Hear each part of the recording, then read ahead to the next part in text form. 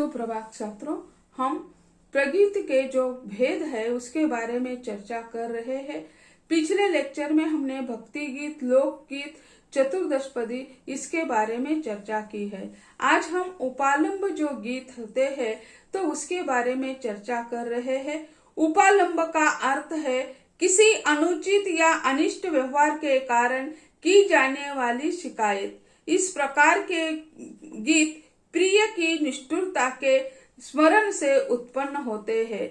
इसमें प्रिय का उपेक्षा भाव हृदय को संतप्त कर देता है, तभी कोमल उल्लाहना से युक्त गीत की सर्जना की जाती है।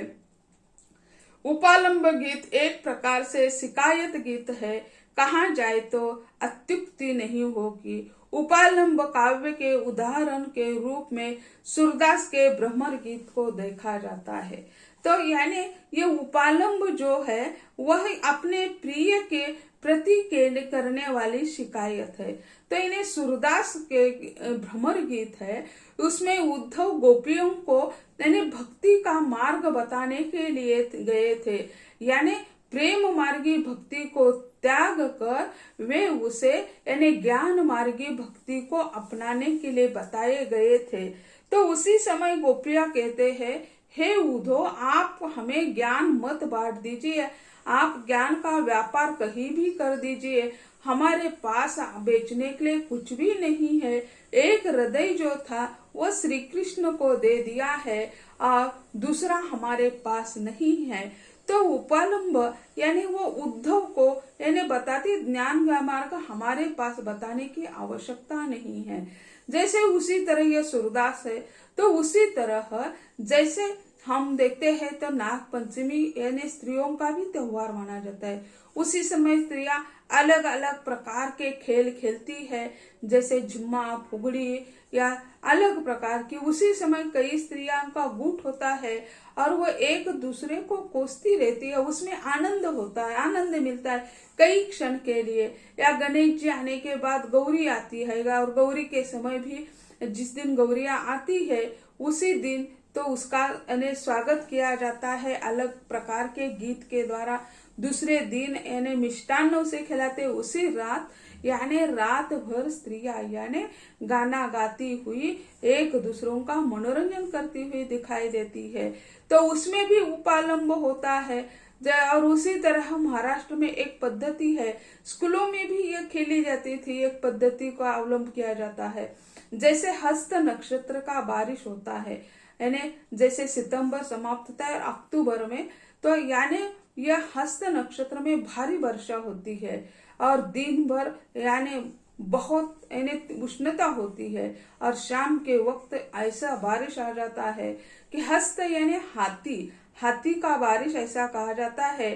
तो वो 14 दिन का होता है। तो जब हम छोटे थे तो हमारे स्कूल में भी वो यानी जैसे उसे हादगा कहा जाता था, हाथी का चित्र निकाला जाता था और उसे हर दिन कोई न कोई यानी मिष्टान्न का भोग लगाया जाता था और सारे स्कूल के बच्चे इकट्ठे होकर उसके गीत गाते थे।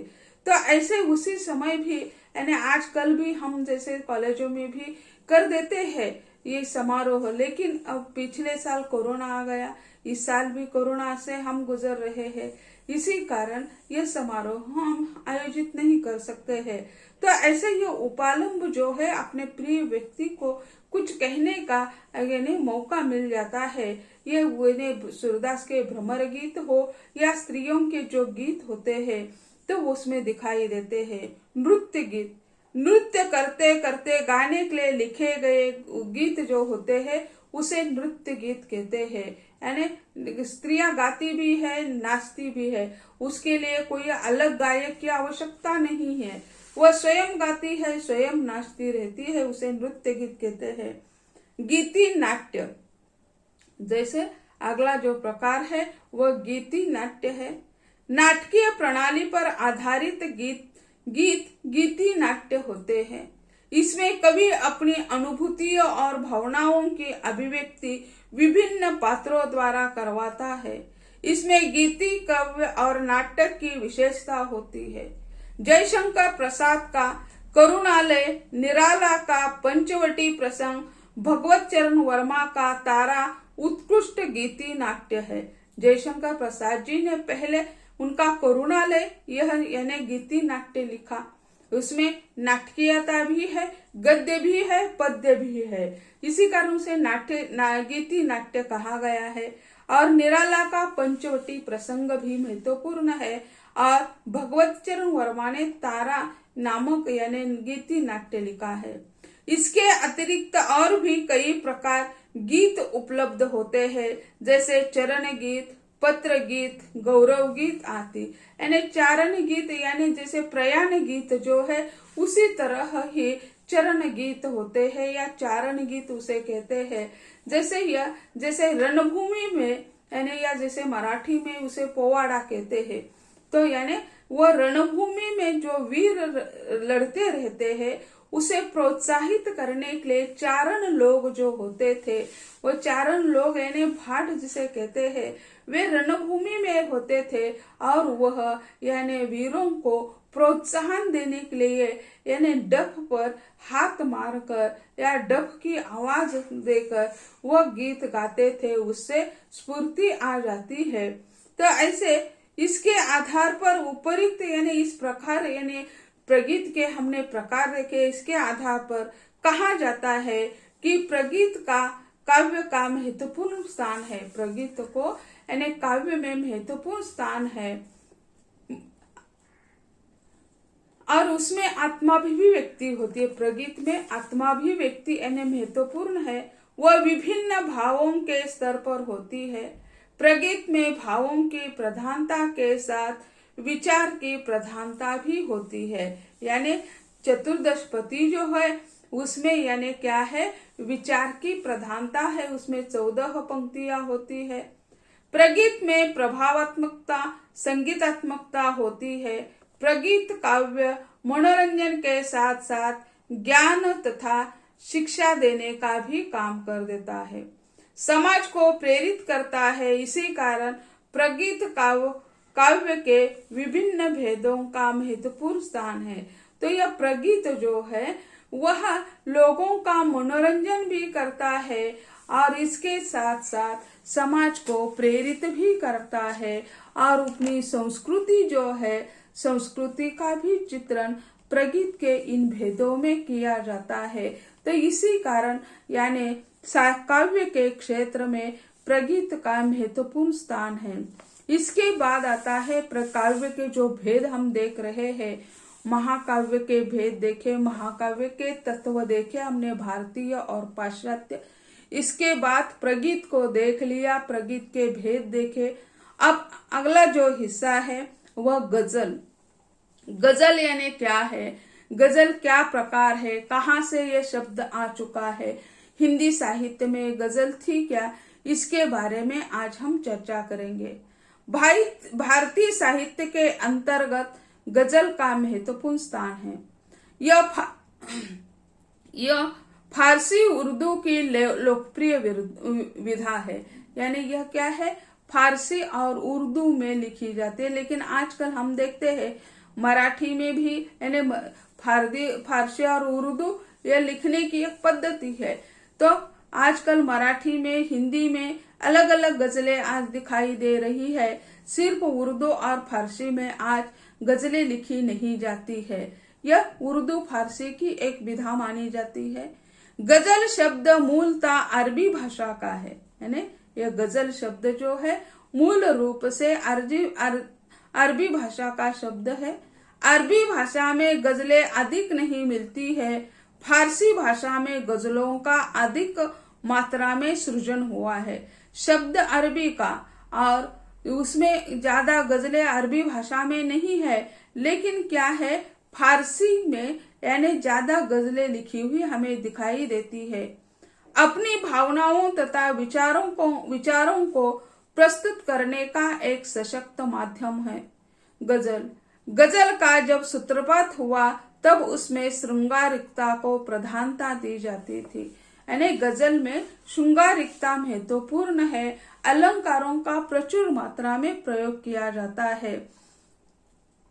समय के साथ साथ गजल के विषयों में विभिन्नता आने लगी। पहले सिर्फ श्रृंगार के लिए गजलें लिखी जाती थी, लेकिन समय परिवर्तनशील है और यह परिवर्तनशीलता का नियम सभी पर लगता है। समय के अनुसार इसके विषय में भी परिवर्तन आने लगा।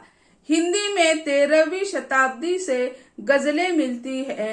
गजल यह विधा फारसी से हिंदी तथा उर्दू में आई है। यानी यह विधा जो है वो फारसी से हिंदी तथा उर्दू में आई है। आधुनिक युग में गजल जीवन के कड़वे सच को प्रस्तुत करती है। आधुनिक युग में जैसे हम देखते हैं हिंदी में गजलें हो रही है, मराठी में गजली हो रही है, तो यानी अपने कड़वे सच को यानी स्पष्ट करने का कार्य गजल कर रही है। गजल शब्द की उत्पत्ति के बारे में लोगों में एकमत नहीं है। हर एक अपने अपने दृष्टि से उसका अर्थ लगाने का प्रयत्न करते हैं। गजल यह अरबी भाषा का शब्द है जिसका अर्थ है प्रेमिका से वार्तालाप, लेकिन वास्तव में आज वह अर्थ जो है वह लापता हो चुका है।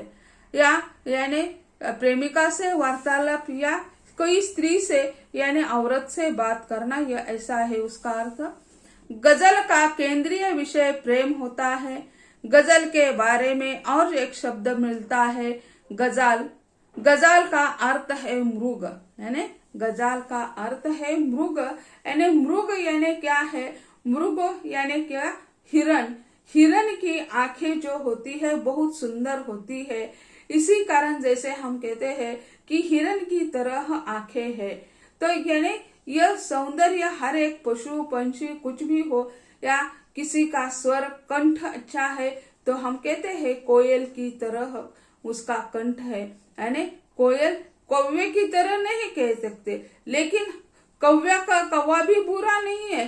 एकाध व्यक्ति ने की दृष्टि जो होती है बहुत तीक्ष्ण होती है, सूक्ष्म देखता है, तो उसे हम कहते हैं काक दृष्टि है। काक यानी कौवा जो है सूक्ष्मता से सूक्ष्म वस्तु को देख सकता है, इसी कारण उसे यानी काक दृष्टि कही जाती है। तो यानी कौवा भी श्रेष्ठ है, कोयल भी श्रेष्ठ है। तो ऐसे या सौंदर्य के बारे में हम कहते हैं तो मोर का सौंदर्य हम देखते हैं। तो ऐसे जो है हर एक का सौंदर्य, तो मृग जो है, मृग की आंखें जो है वह सुंदर है। तो यानी गजाल यानी मृग और मूग संभव है हिरण जैसी आंखें वाली सुंदरियों के लिए इस शब्द का प्रयोग किया है। यानी आंखें जो है सुंदरता का प्रतीक मानते हैं। तो यानी जिसकी आंखें, जिस स्त्री की आंखें हिरण की आंखें की जैसे सुंदर है, उसे उन्होंने यानी गजाल कहा है। गजल शब्द की उत्पत्ति के बारे में और एक मान्यता है कि अरब में गजल नाम का एक व्यक्ति था या गजल नाम का एक कवि था, और उन्होंने जो साहित्य लिखा उसे उन्होंने गजल कहा है। तो यानी गजल नामक व्यक्ति ने कविता लिखी तो इसके नाम पे ये नाम पड़ा, ऐसा कहते हैं। इस कवि ने अपने पूरे जीवन में प्रेम को महत्व दिया, प्रेम पूरक कविता लिखी, अतः उसी के नाम पर इस विधा का नामकरण हो गया। अलग अलग दृष्टि से उसका नामकरण हम देखते हैं, हिरण की तरह या कोई अलग उसका अर्थ निकाल लेते हैं। मानक हिंदी शब्दकोश खंड 2 में गजल शब्द का अर्थ इस प्रकार दिया है। वे कहते हैं वह कविता जिसमें नायिका के सौंदर्य और से प्रेम के प्रति वर्णन हो। गजल के बारे तो यह जो है यानी सौंदर्य जो है, यह सौंदर्य महत्वपूर्ण मानते। तो गजल शब्द प्रेमी और प्रेमिका के वार्तालाप के लिए या और के बात करने के अर्थ में प्रयुक्त हुआ था, लेकिन अब उसमें परिवर्तन आया है। विविध विषयों को लेकर गजलें लिखी जा रही है। यह जो उनके पहले जो उनका अर्थ सीमित था, तो उस सीमित कटघरे से यानी उसके अर्थ को निकाल दिया है। आज विविध विषयों पर गजलें लिखी जा रही है, प्रकृति पर लिखी जा रही है, सामाजिक समस्याओं पर लिखी जा रही है। समय के अनुसार यानी उसमें परिवर्तन हो रहा है। साहित्य के अंतर्गत हर विधा को परिभाषित करने की एक परंपरा दिखाई देती है। गजल जैसी प्रेमाभिव्यक्ति की विधा इससे कैसे अछूती रह सकती है। गजल शब्द की उत्पत्ति या अर्थ के बारे में विद्वानों में मतभेद दिखाई देते हैं, लेकिन इसमें इस बात पर एकमत हो गए हैं, गजल प्रेमाभिव्यक्ति का सशक्त माध्यम है।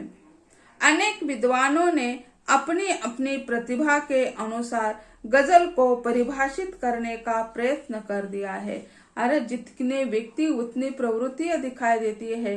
हर एक के दृष्टि से प्रेम की परिभाषा अलग है, तो अलग अलग विद्वानों ने उसकी अलग अलग परिभाषा करने का प्रयत्न कर दिया है।